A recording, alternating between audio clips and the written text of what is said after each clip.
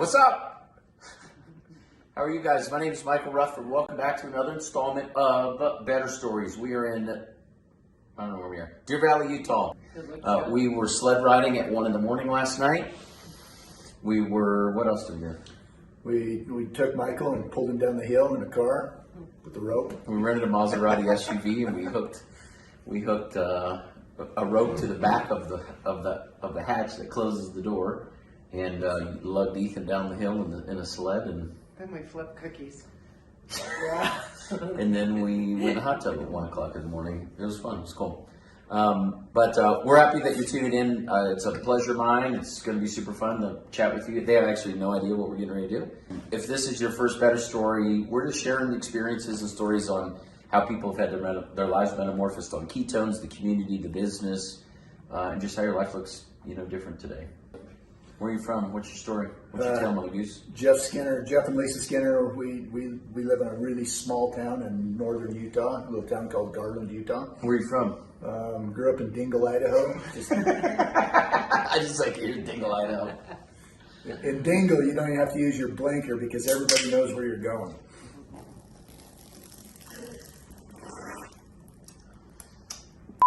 Keep going. So I've been married 32 years, I think, this year, and 6 years ago we got involved with PRUVIT. I found the ketones, literally changed my physical well-being. Lost 60 pounds, which is a huge deal because I like to look good. But probably the biggest thing, and as I was telling James Rice just a minute ago, was the mental and just being able to feel like just a certain sense of well-being. Like life's going to be okay, I'm going to be okay, and I can handle this. And that was a huge deal for me because being a recovering drug addict, clean 18 years. But when I found ketones, I'd only been clean like 12 years, and it was like 12 rough years. It wasn't like 12 really awesome years, because I was just trying to figure out how to live without drugs.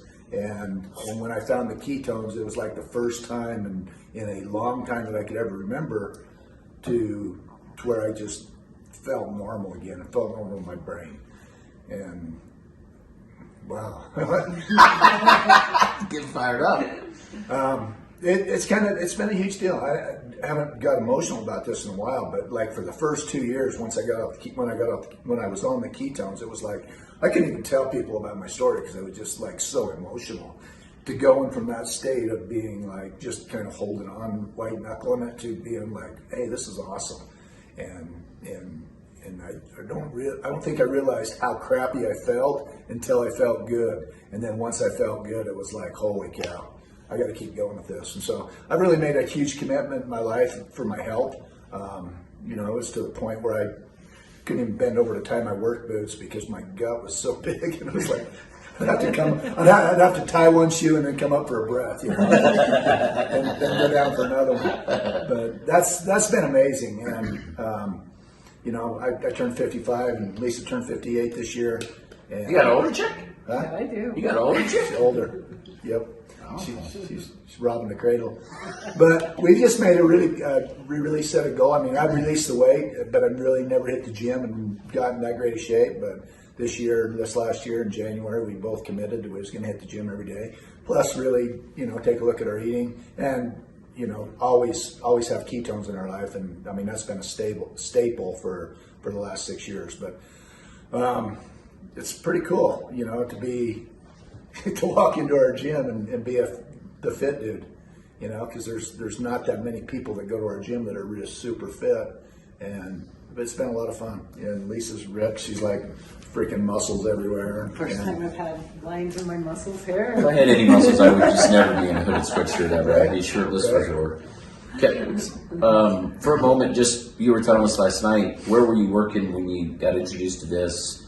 What was it like? I mean, listening to you say you were signing up on the bus on the way to the gold mine was pretty cool. Share a little bit of that. So I've been working at a gold mine for a couple of years, and it was in Nevada. So I had a little apartment in Nevada, Elko, Nevada, and I would come out there and I would work my 5 days, and then I would go drive back to Utah. And I did this for 5 years, and just some really cool stories just came to my mind as I'm thinking about that.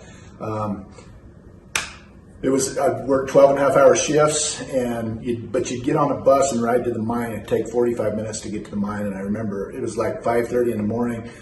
My brother had sent me this link. He says, "Here, sign up to be a promoter." Because I was selling the shit out of ketones.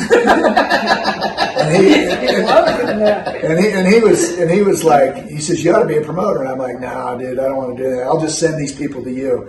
And then the sucker showed me a check he got for like $8,000 for a month. You know, I'm like, I don't know who's dumb here. so I signed up that morning at 5:30 in the morning to become a promoter, and I'm just like, all right, I love this because it's made such a huge difference in my life, and I know that I'm not the only dude out there that is fat, sick, and miserable all day long. And so we just started having fun. Lisa committed that she'd help me for like 3 months, and I was just doing Facebook Lives. I was sharing on social media. I was telling people about ketones. I was telling people about what I was eating, and they were seeing this transformation. I was just getting skinnier and skinnier, and it was just awesome. And people were like, "Hey, that's cool. I want what he's doing." And so a lot of my friends would call me up and say, "What are you doing?" And so anyway, we became a promoter. It was amazing when we first launched. We bought the promoter pack, blew through that. We had to order like 6 of them that month, I think, that we went through because we were just slinging. I mean, that's my keto. I'm keto slinger. Seriously, they was just flying off the shelf. People's interests were piqued, and I was just adding value, and that's just a way I felt like I could add value to the world, is to share my health journey with people, and we just had fun. I just told myself, I'm gonna have fun. I don't really care if I make any money, and that's honest. I don't know how many people do that. I honestly didn't care if I made a dime because I was having so much fun doing what I was doing, and we was getting a great response from it. So 6 years later, a year later, and I could have done it a lot quicker, but I quit the gold mine. And what was really funny is I quit I've made it to 5 years there on my 5-year anniversary, and that was in July 4th actually is the day. And I walked away from the gold mine, but my paycheck from PRUVIT that month was bigger than my paychecks combined for 6 months at the gold mine, and I'm like, all right, I can do this.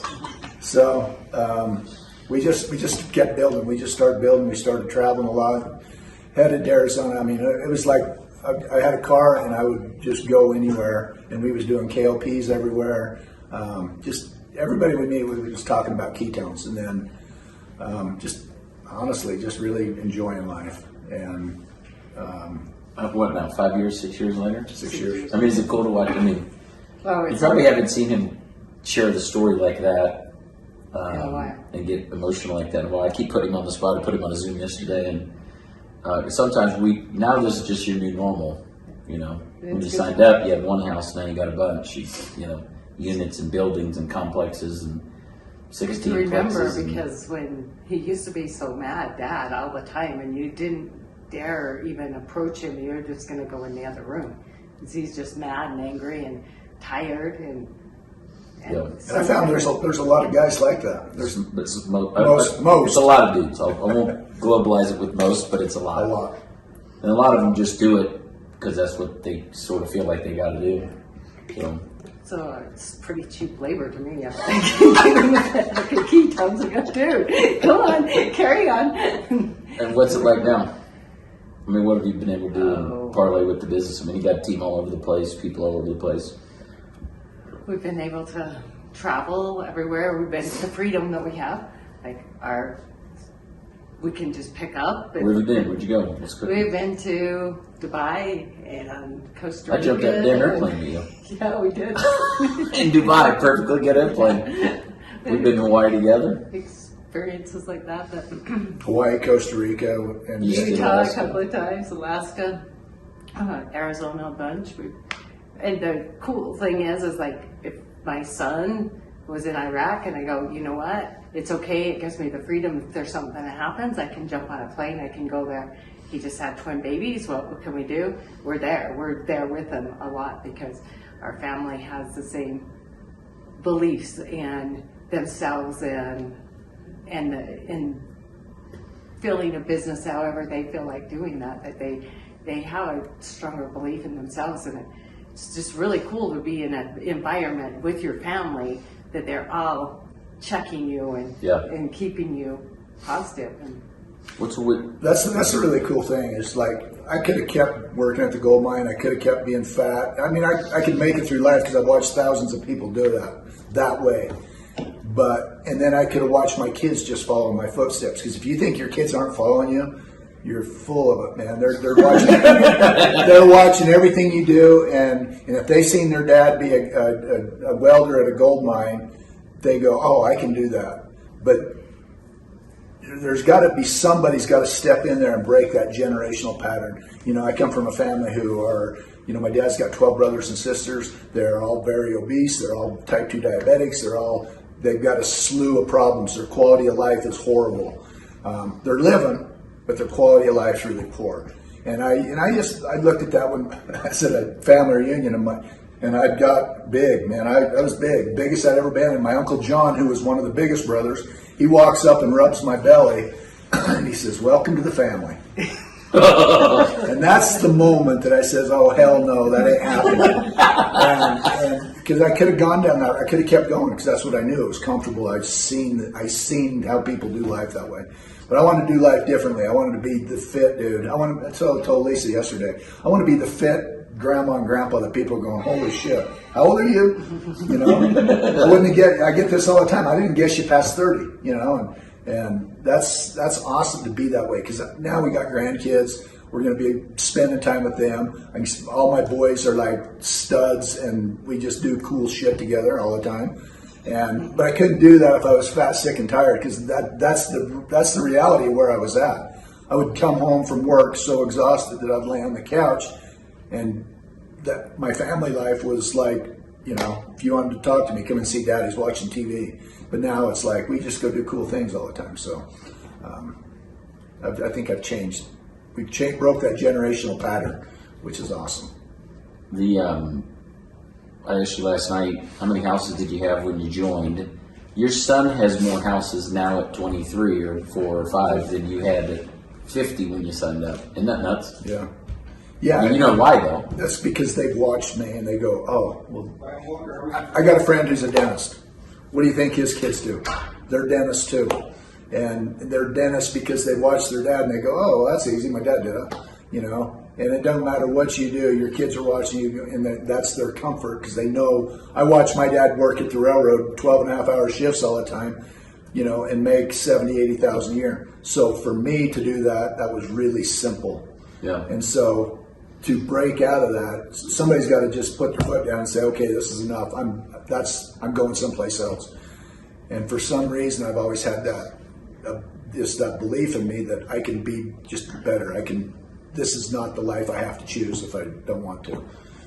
And I think it was when I read a book, and when I was 18, it was called The Greatest Salesman in the World. And that's the first self-help book I ever read. And that just put a belief in me that, hey, if I want to change this, I can. And that's, you know, the weight loss, the money has been awesome. But probably the biggest thing that changed in my life was the very first event I went to. It was in Kentucky. And very last minute, showed up.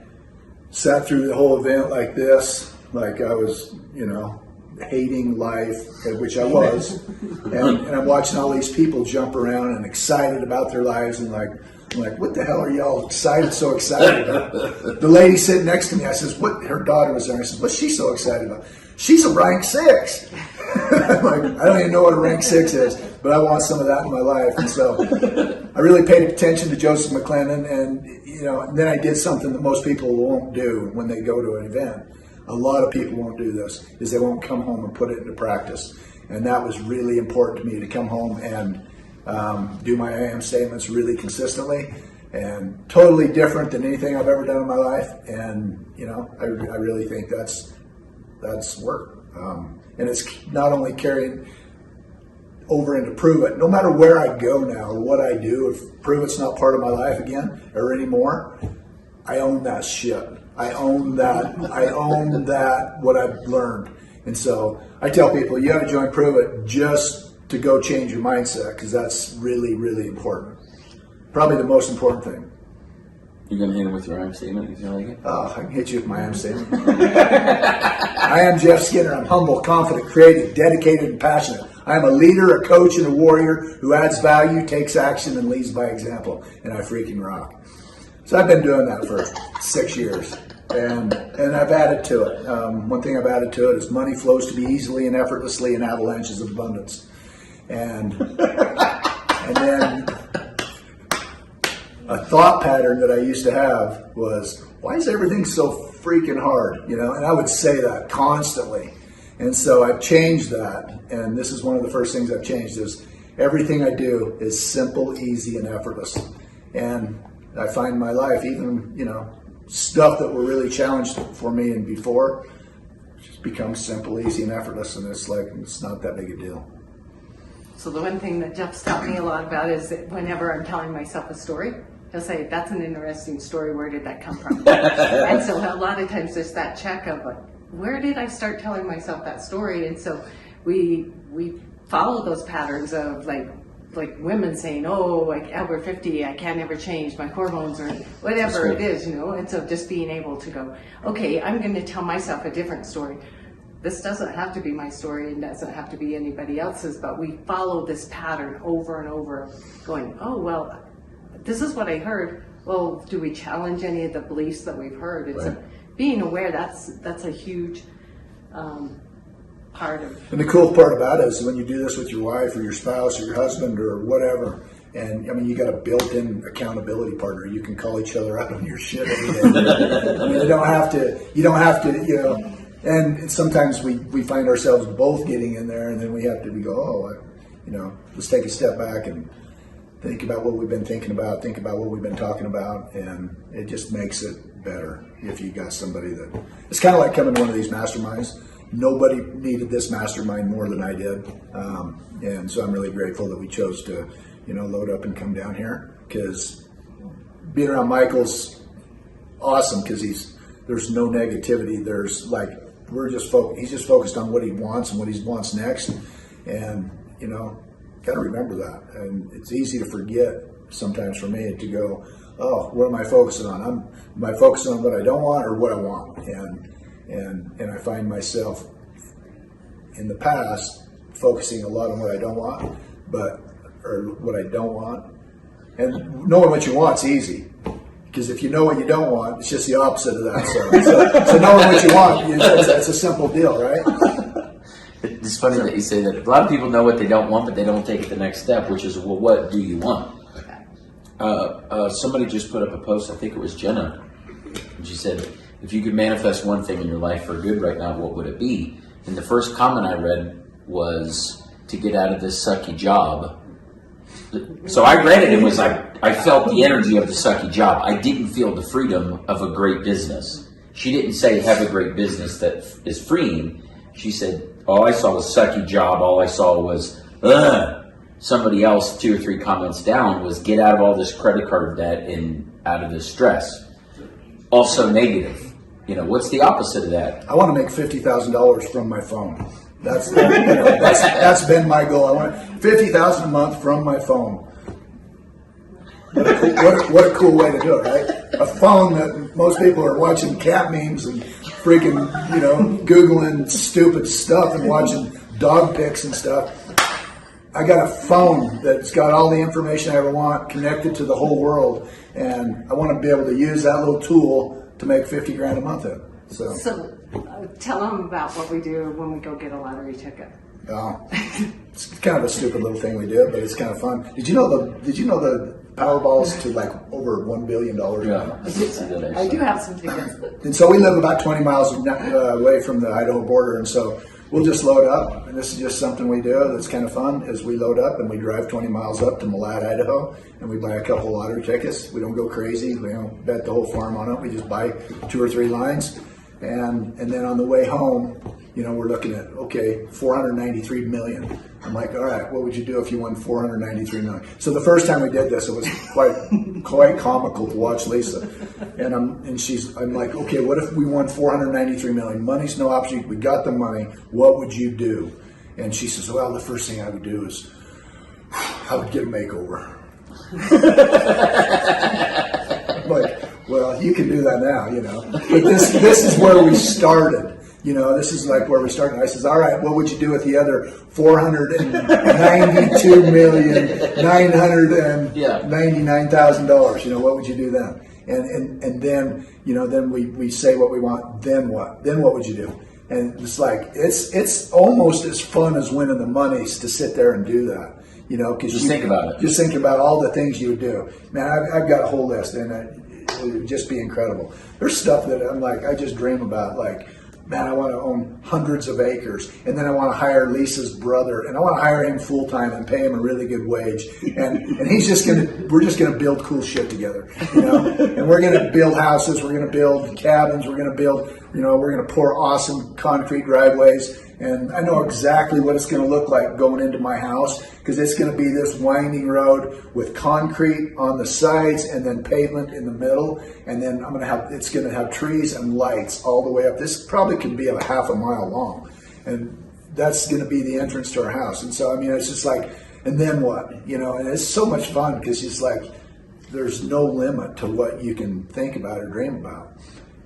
Because it doesn't matter. You're manifesting a shitty life, or your current life, or whatever that is right now, or you can, you know, it's more fun to dream about having $493 million to just do whatever the heck you want with, right? It's easy to think, like you just said, if you know what you don't want, then you know what you want, because it's just the opposite of what you don't want, probably. You know, if you don't want to be fat and tired and sick, well, what do you want? What do you want? What do you find yourself talking about? There's a, you know what like a word counter is? Well, in XYZ's presidential speech, he said the word blah, blah, blah 38 times. Imagine if you had a word counter of your thoughts, and it thought tired or sick or shitty or depressed or sleepy, whatever the words are that we associate to what we do not want. What do you think that if you had a word counter, do you think health and wealth and happiness are more of what we talk about and what we think about in our own brains? Or is it what we don't have, who we don't want to be, what we aren't getting, who's not doing what? What do you think, you know, which one do you think plays more often?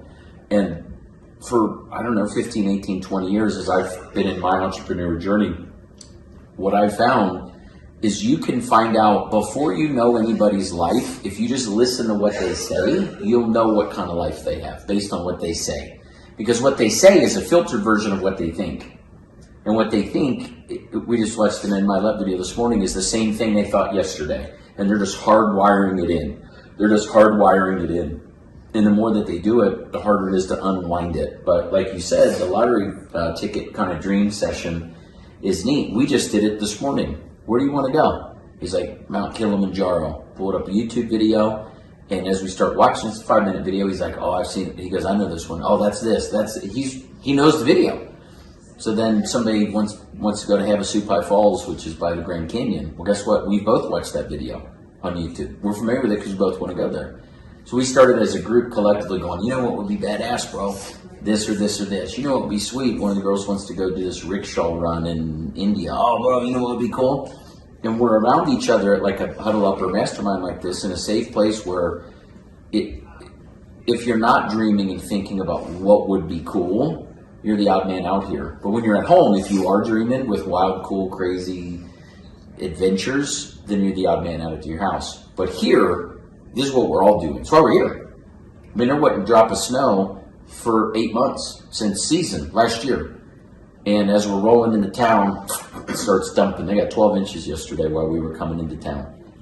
And now it's this winter wonderland, and everything that was on my list of stuff I wanted to do, we did yesterday, day one. I'm here for 5, 6, 7 days. Did it all yesterday. You know, sled riding behind the rental car, went sledding, ate s'more. I haven't had a s'more yet, but I had hot chocolate, I literally wanted to eat ice cream in the hot tub while the snow fell on my face. Did it last night at 1 a.m.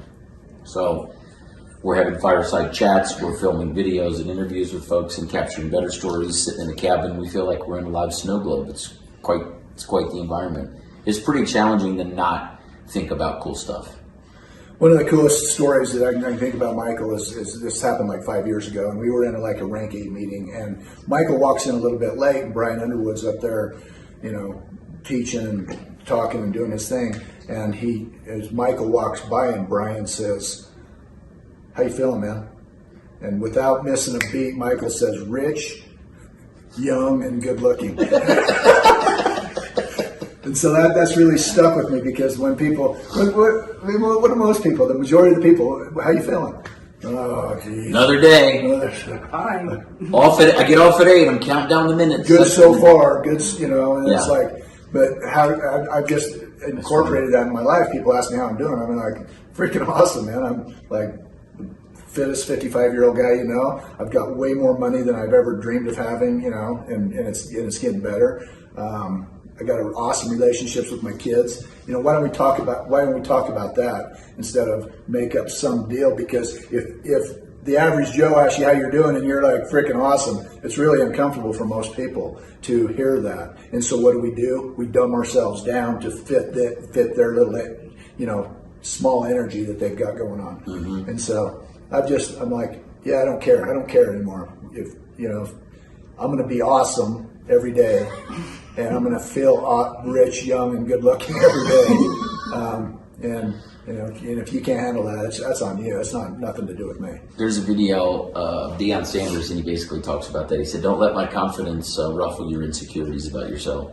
He said, "Don't let my confidence about myself ruffle your insecurities about yourself." And he goes on this whole thing. It's awesome. You got to find it. Okay, last question, and we'll wrap up. Tip, trick of any kind, advice, wisdom, you know, looking back over the handful of years, somebody that's just watching this, maybe they're just getting started, maybe there's actually people in the room right now in our studio audience, just kidding, that are new. What would you tell them about anything? Share your story. Just be vulnerable and share your story, share your heart, and people follow you because they want to feel better. And if we ask really good questions, they're going to come to us and to help them find the answers. That's good. Because it's within them. But sharing your story. What's your story now that you're on fire from Yeah. this fire so hot? You have no idea. Same question you think. I think don't underestimate the power of personal development, because the first Keto Academy I went to, or Keto or More event that I went to, I was going because I wanted to know about these awesome freaking ketones, you know, and why I've lost 60 pounds. I want to learn all about that. Nobody ever talked about ketones. It was all about personal development. And now, looking back over 6 years, I can see the wisdom in doing that with our company, because if you're confident, healthy, and feel like you got great energy, then other people are going to feel that, and it's going to make a big, big difference. So personal development's huge, and you know, whether you got a big business or a small business, go to an event, because you're going to be fire hose blasted with that kind of stuff.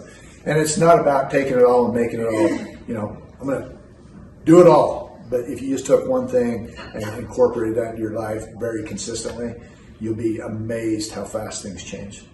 Love it. So, closing thoughts, anything you didn't say you feel like you want to say or share? I'm complete. You're only going to build our business to the level that you believe it can be built. And how do you build? You believe. What you just said. When you started your I am statements, in real life, you were small versions of any of those things. And now, I didn't believe one. It was amazing how I didn't believe one thing, but I knew in my mind that that's what I wanted, because I got really clear on how I wanted it to be. And now, you know, after you do it for a while, you can't help but start to believe that you are those things. Because what will happen is the more you do them, then pretty soon it's like this really quick picture deal. When I'm happy, humble, confident, creative, dedicated, and passionate, you know, as I'm saying those, I can see that. I can see the humble Jeff, the confident Jeff, the passionate Jeff, and it's just wired in me now. I like it. Okay, the maids are here to clean our place, and I'm complete too. I'm fired up. I'm very happy that we can do this. You guys, you get a lot of value out of these videos. Our goal and vision with it is build your belief. I mean, I get more belief in myself and our business just by, I know your story. I've been involved in it. I've been around it, and I've watched it transpire. And it's a great reminder that we're way more powerful than you think that you are. You have way more control over your future life than you think that you do. Your past doesn't define you. And if you have the guts to actually start talking about and dreaming about and thinking about what you want and who you want, where you want to be and what you want to do, you'd be surprised how quick it can show up. So I hope you enjoy this last installment of Better Stories. Let's go, baby. Come to the next huddle up we do, and see you guys soon. Thanks for sticking around and watching that video. If you're new to the channel, hit subscribe, smash that bad dog, and digest as many of these stories as you can. Our goal is that you see yourselves inside of the stories of all these amazing people. Take inspired action, write your own story that one day I'll feature you on this channel and you'll inspire millions of people from around the world.